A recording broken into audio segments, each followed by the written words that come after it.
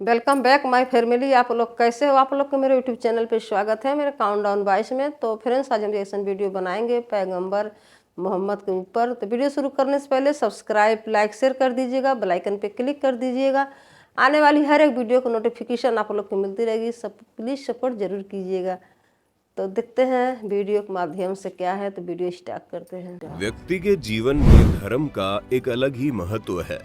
किसी के लिए मोक्ष का रास्ता होता है तो किसी के लिए एक अच्छा इंसान बनने का।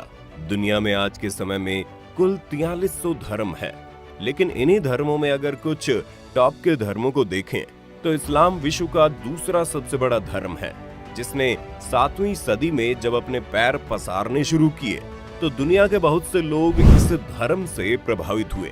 लेकिन इस धर्म को इतना बड़ा करने और इसे एक बेहतर धर्म बनाने का काम जिस इंसान ने किया, उसकी कहानी भी अपने आप में बहुत रोचक है। आज के वीडियो में हम आपको उसी मोहम्मद साहब के बारे में बताने जा रहे हैं।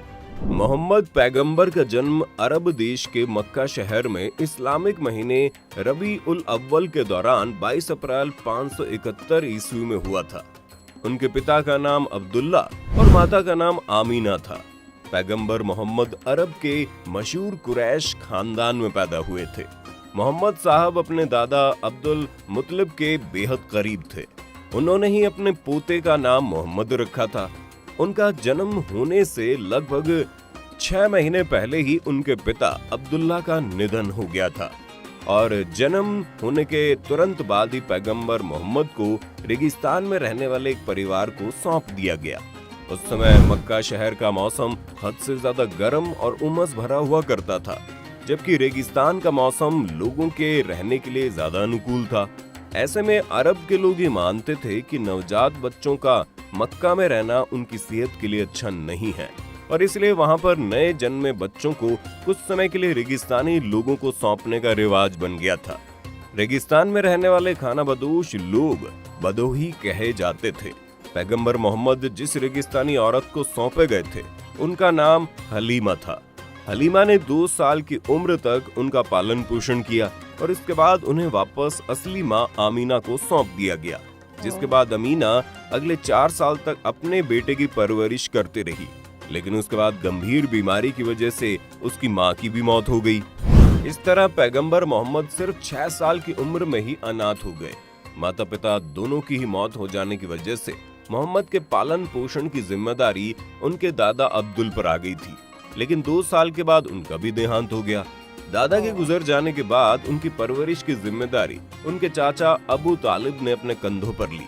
पैगंबर मोहम्मद बचपन से काफी मेहनती थे, जिसके चलते उन्होंने बहुत कम उम्र में अपने चाचा के काम में हाथ बटाना शुरू कर दिया था और सिर्फ 9 साल की उम्र से व्यापार सीखने के लिए अपने चाचा के साथ सीरिया व्यापारिक सफर पर भी जाने लगे थे। सीरिया के ही एक सफर के दौरान पैगंबर मोहम्मद की मुलाकात ईसाई धर्म के एक विद्वान से हुई, जिसका नाम बायरा था। उस विद्वान ने भविष्यवाणी करते हुए उनके चाचा से ये कहा था कि ये लड़का आगे जाकर बहुत महान काम करेगा। जिस वक्त ये भविष्यवाणी हुई थी, उस समय पैगंबर मोहम्मद की उम्र सिर्फ 12 साल थी। बताया जाता है कि उस जमाने में अरब के लोग अपने फरीबी के लिए मशहूर हुआ करते थे, लेकिन इसके उलट पैगंबर मोहम्मद शुरुआत से ही बेहद ईमानदार और सच बोलने वाला इंसान थे। वो शुरू से ही कम बोला करते थे, लेकिन जब भी बोलते उनके मुंह में सच ही निकलता था। सीरिया के लोग उनके स्वभाव को देखकर हैरान रह जाते, क्योंकि उस समय अरब में ऐसे किसी इंसान का होना कोई आम बात नहीं थी। उनके इसी स्वभाव के कारण लोगों ने उन्हें अल अमीन और अल सादिक नामों से पुकारना शुरू कर दिया, जिनका मतलब है भरोसेमंद और सच्चा।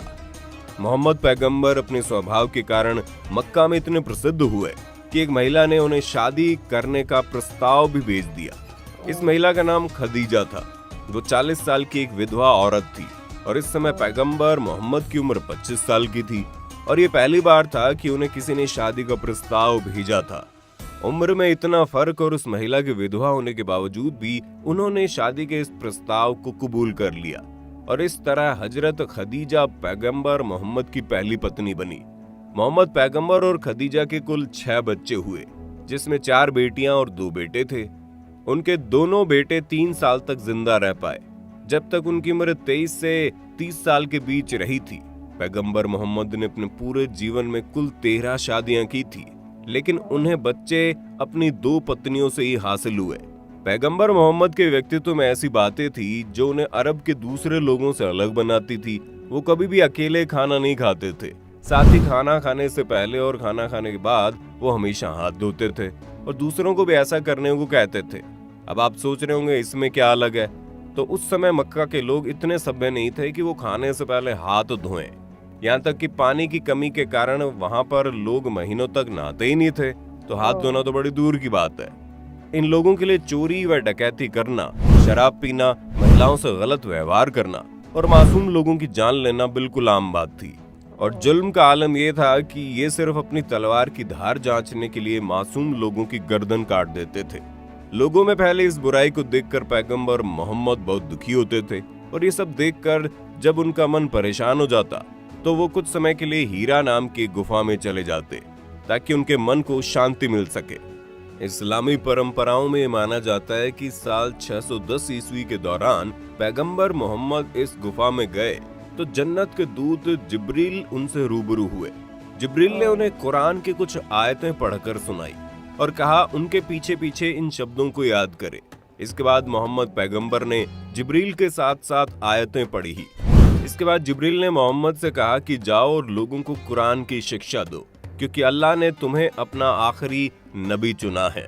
जिसे अगर आसान भाषा में समझें तो जिब्रील ने पैगंबर मोहम्मद से कहा कि अल्लाह ने तुम्हें अपना लास्ट मैसेंजर गॉड चुना है। उस समय जब उनकी उम्र 40 साल थी। इसके बाद मोहम्मद पैगंबर खुद को नबी चुने जाने की बात सुनकर काफी परेशान और बेचैन हो गए थे।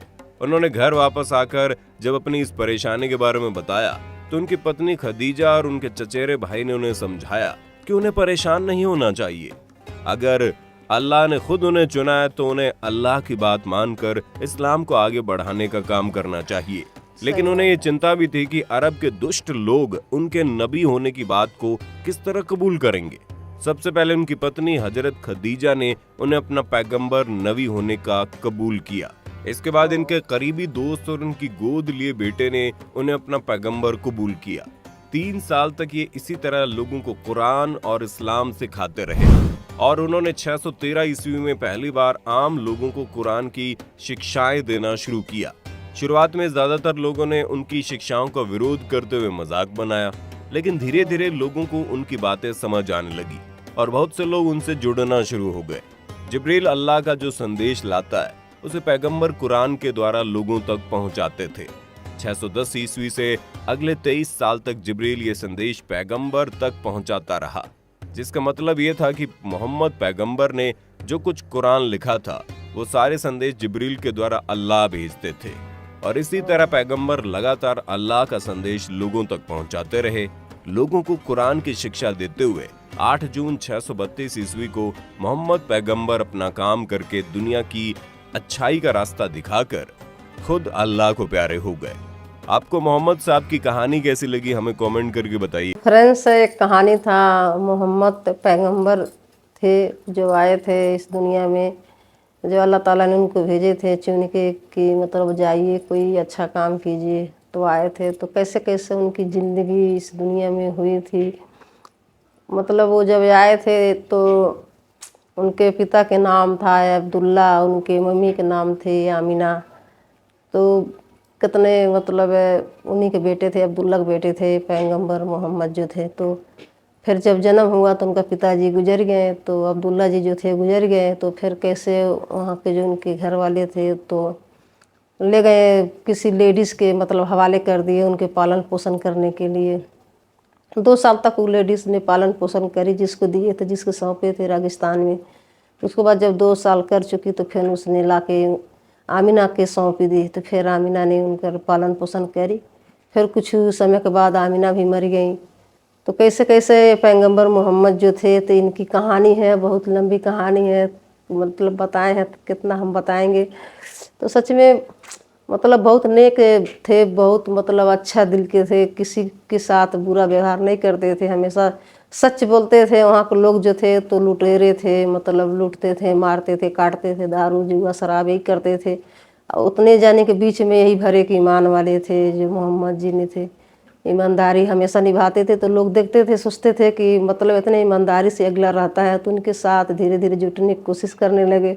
तो कैसे मतलब कुरान के बारे में बताएं। जो जिब्राइल थे बता रहे थे कि अल्लाह ताला ने जिब्राइल खास से संदेश भेजते थे कि लेके जाइए अपना मोहम्मद जो है हमारे पैगंबर, उनको बताइए कुरान के बारे में। तो जिब्राइल लेके आते थे, तो जो जिब्राइल कहते थे तो मोहम्मद करते थे। तो सच में बहुत लंबी चौड़ी कहानी है। कितना मतलब एक भी सुन के कितना अच्छा लगता है कि कैसे कैसे इस दुनिया में कैसे कैसे आए हैं सब नबी लोग। तो फ्रेंड्स, तो मुझे बहुत अच्छा लगा वीडियो। आप लोग भी देखिएगा, आप लोग को भी बहुत अच्छा लगेगा, बहुत प्यारा लगेगा वीडियो। आप देखेंगे तो बहुत मतलब एकदम बिल्कुल मन खुश हो जाएगा देख के, बिल्कुल दिमाग फ्रेश हो जाएगा सुन के। तो फ्रेंड्स, सब सब्सक्राइब लाइक शेयर कर दीजिएगा, बेल आइकन पे क्लिक कर दीजिए, कमेंट करके ज़रूर बताइएगा।